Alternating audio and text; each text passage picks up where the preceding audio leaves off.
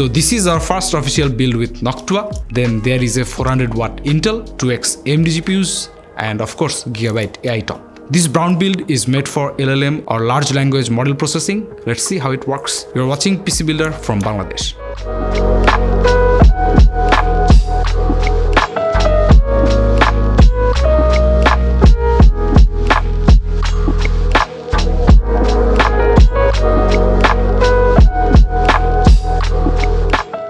Being in Bangladesh and getting official products is not very easy because most of these brands like Noctua and many others doesn't officially belong here. So we had to contact with them, and fortunately they came back and sent us some review units. So here is the build.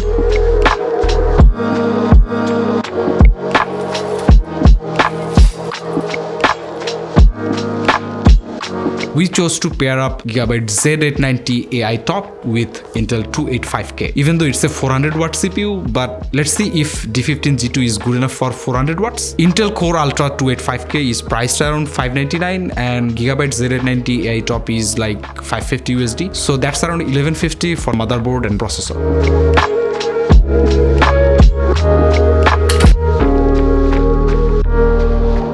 The primary storage is Gigabyte Z44-0E, which of course a DRAM-less SSD, which is not recommended. Maybe you guys can choose a Samsung 990 Pro or a Kingston Fury Renegade 1TB. These are infinitely better because of their DRAMs, but their prices are also going to be high. Also, we're not sure if it's available in the US region or not, so you guys should actually check for SSDs with DRAM. For the memories, we have used a 64GB kit, 32 and 32 from Kingston Fury Beast ARGB, which costs around $199, and these are 6K MTS models, but CL36. If you look carefully, maybe you will find some CL30 or CL28 memories in the market, so maybe those are more preferable, but I don't think in real life you will see that much of a difference.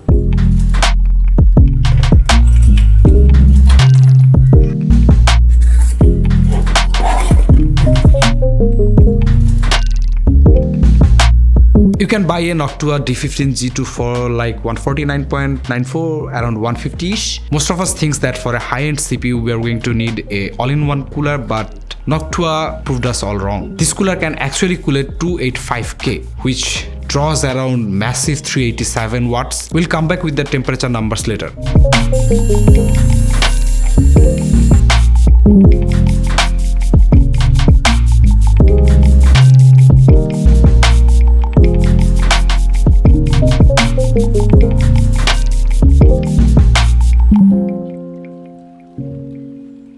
In terms of cases, we don't have Fractal, Fantex, Height, many other well-known brands here. So we had to go for ANTEC Flux Pro. It has a wooden finish at the front and the whole front side is fully meshed, so you get a lot of air. We used 3 Noctua NF-A14 G2 at the front, and the wooden finish of the case and the fans, they actually both complement each other. The case is about 170-ish and each fans are 39 USD. So that's 116 for 3 fans.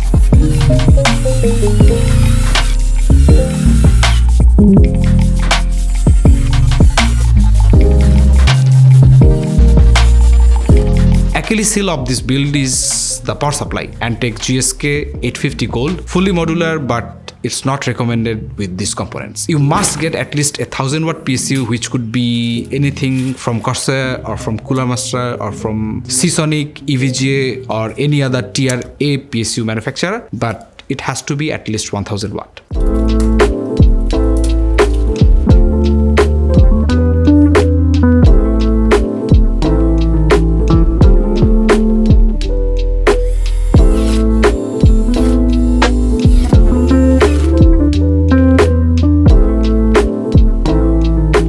For the GPU, we wanted to use NVIDIA cards at first, but Z890 Gigabyte AI top being a EATX board, it cannot have 2 NVIDIA flagship GPUs together because of the space. Because all of these cards are at least 4 slots. So if you want to pair 2 NVIDIA cards, you have to tear down the heatsinks and you have to install water blocks and liquid cool them. Instead, we got our hands on 2 PowerColor 9070 Reapers, and those are pretty thin, pretty decent 9070s, so we plugged both of them. And for the LLM, AMD has been claiming that they have improved a lot since their last past generations, but the question is how much. 9070 XTs from PowerColor is around 721, so these are very well priced right at this moment, especially when it's all hype. These cards are really expensive for some brands, especially compared to the competition Sapphire, Gigabyte, Asus, and then there is MSI who already stopped making AMD cards altogether. So that concludes our build, then comes the performance, but before that, let's see some B-rolls.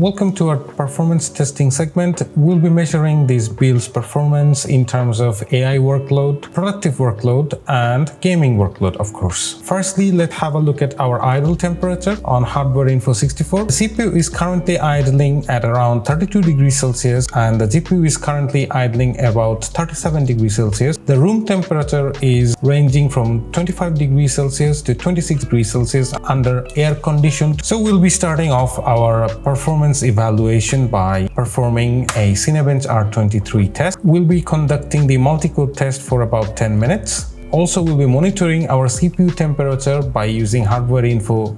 We can see that the CPU temperature is hitting around 83 degrees Celsius, which is fine for a cooler and a CPU of this caliber. Our multi-core benchmark ended up resulting in 40,718 points. As usual, the Noctua fans were quite silent and the cooler performed admirably. Now we'll be conducting a single core test for another 10 minutes. So our single core benchmark result ended up being 2,301 points. We'll be conducting our productivity testing by starting off with Adobe Premiere Pro. We'll be testing footage from 3 different sources for drop frames while playing back on the timeline. First, we'll be testing footage from Sony FX30. It is supposedly A4 footage and we'll be playing it back on the timeline. And as you can see, the timeline playback quite smooth with 0 drop frames. Now we'll be moving on to a footage from Lumix GH5S, which also happens to be A4 footage, and the playback of that footage too ended up having 0 drop frames, so it was smooth. Now we'll be moving on to a footage from the Blackmagic 12K, though the footage itself is probably not 12K. I think it's about, it's about 4K footage, and it too ended up having no drop frames. So we'll be conducting one last set of tests by combining these footages in a timeline and doing a rendering. And the render output took 188 seconds, so about 3 minutes and 8 seconds really. So we'll be moving on to Blender. We'll be using the 4.4.0 version of Blender benchmark tool, and we'll be rendering the usual 3 scenes that it offers. So the monster scene, the junk shop scene, and the classroom scene. And the end result ended up being 557.22. I don't know if that is a good or a bad result because we aren't able to compare these results. By the way, these results were gained from using the CPU only. We also conducted a real-time benchmark using Blender. We were graciously lent this project by a renowned 3D artist by the name Tanbir Islam Riyad, so a big shout out goes to him. Using a project provided by him to us, we'll be rendering it and measuring the time. And as you can see, it is taking quite a bit of time to render, and the rendering is done.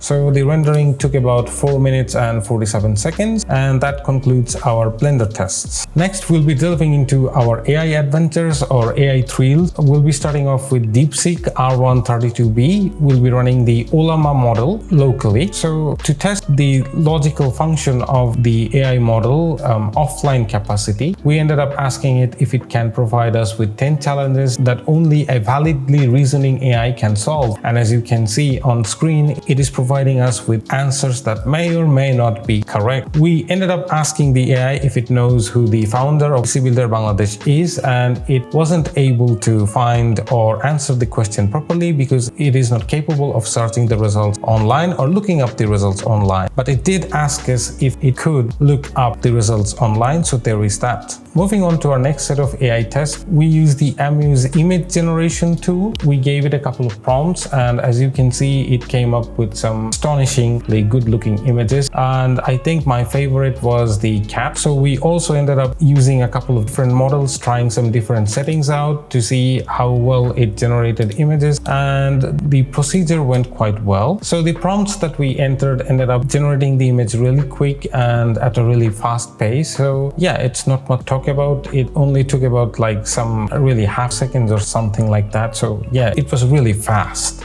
Moving on to our next set of tests, we test the Geekbench AI suit, and the Geekbench AI suit ended up giving us a score of 37,041 for single precision score, and half precision score ended up being around 51,500, and the quantized score ended up being 30,319. So we are starting off our gaming benchmark section with Forza Horizon 5, which is a very optimized title, and it happens to be a DirectX 12 title. We'll be using the 1440p resolution with no upscaling, and we'll be benchmarking it with the Extreme Prism using the in-game benchmark mode. And as you can see, the in-game benchmark mode is running quite well. We can see pretty high numbers, really, about 250 FPS and so. And the end result is here. We have achieved about 225 average FPS with starter count of 2, but eventually with more runs, you can smooth that out. Actually, this Cyberpunk 2077.